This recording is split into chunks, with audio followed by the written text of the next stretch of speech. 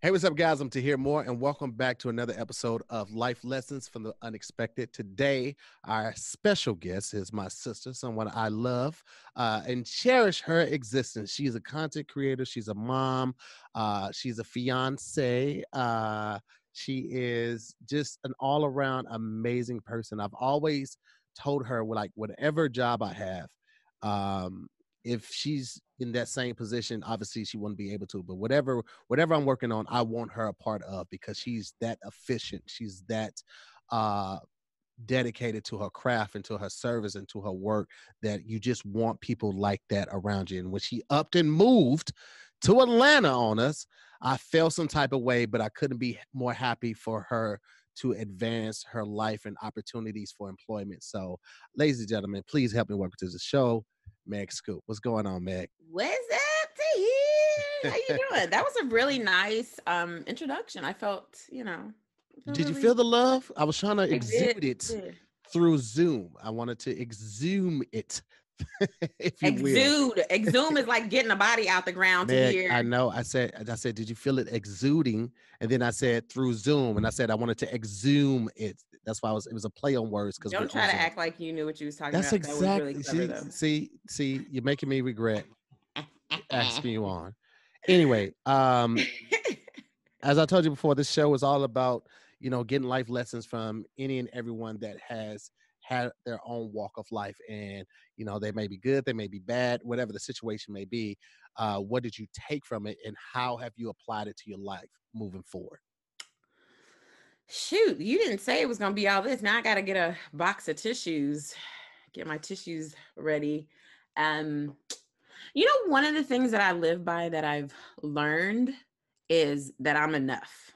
Mm, And like I have to say that to myself different days, different times of day, different times in my life.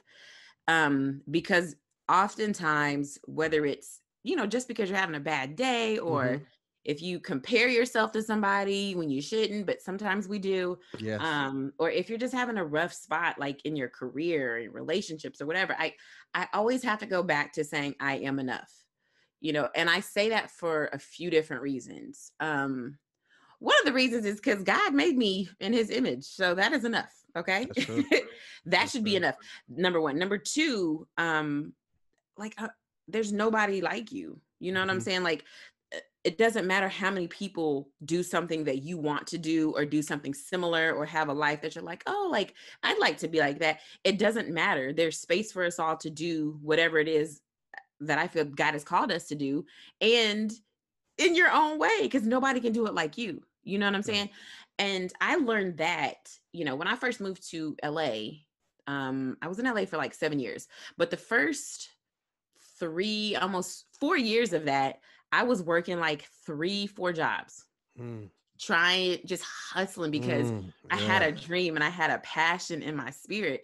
And I didn't know how it was going to happen, but like, I just, I wanted to I wanted to work in like a comedic space. I knew I was good at producing. I knew I was good at being an on air talent, but I just didn't know what that looked like. And I didn't Hmm. know who had space for me. Right. So Right. I just felt like, well, what am I going to do? So what I was doing during that time was, I was working jobs that paid. I was working jobs that didn't pay monetarily, but they Hmm. were paying me, with experience or paying me with connections or paying me with something that I could sharpen my skills.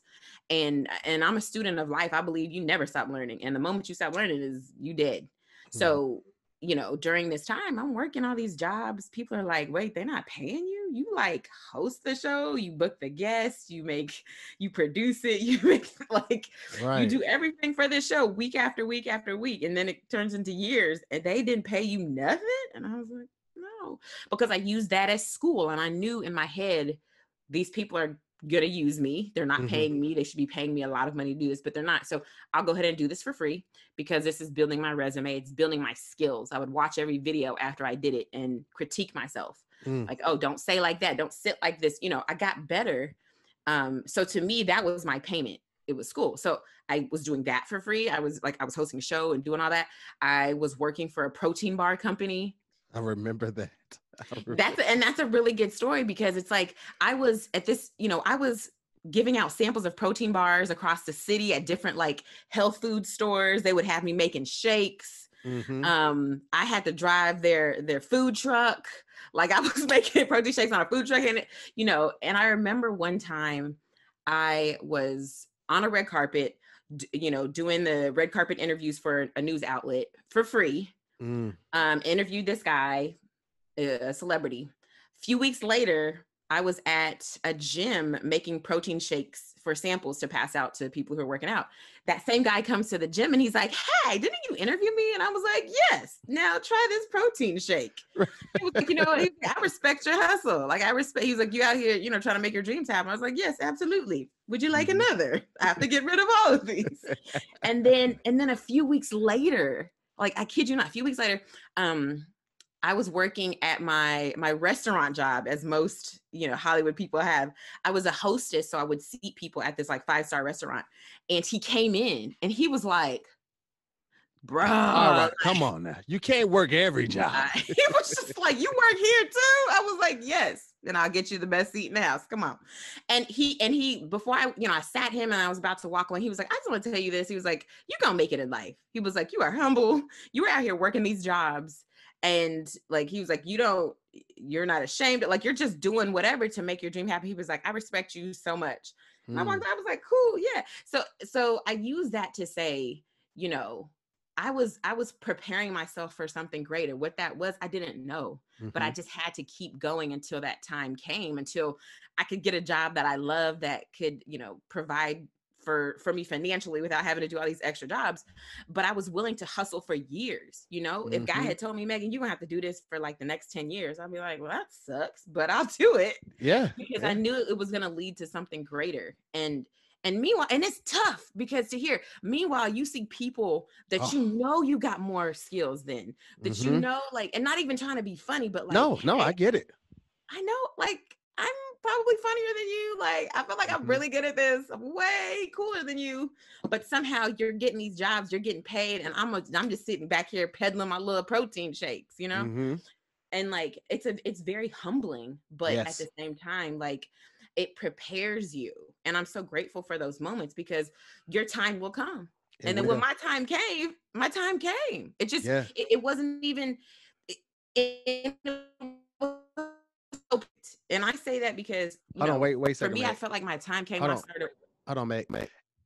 Say that part again, because as you said it, it was breaking up real quick. So say your time will come, because when it did, that part.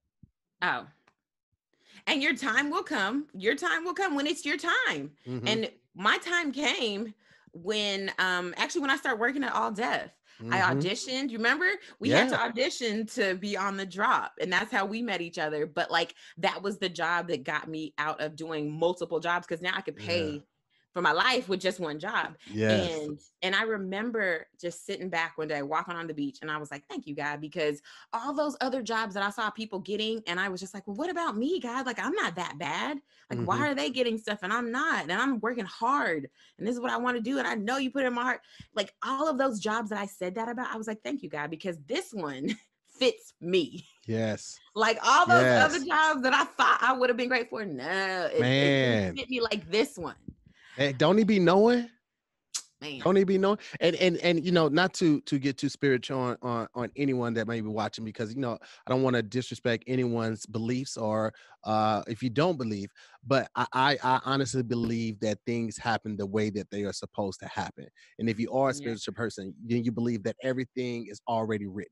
So that's why absolutely. I have to remind myself the same thing, Meg, that I am enough. And then also, what is for me is going to be for me. It doesn't matter who walks into that audition room before me.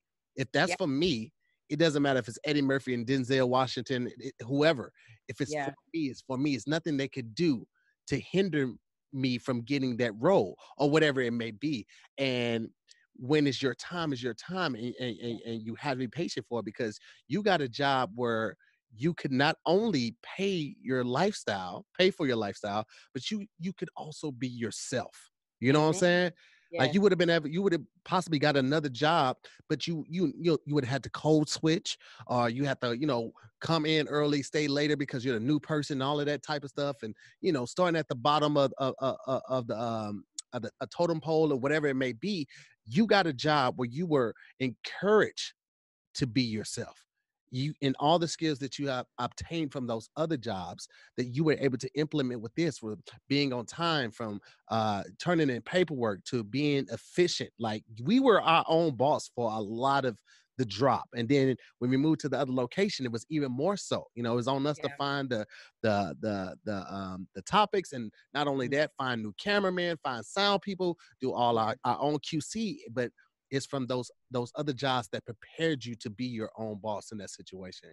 And I couldn't be more proud to call you my sister because you are a phenomenal woman, Meg.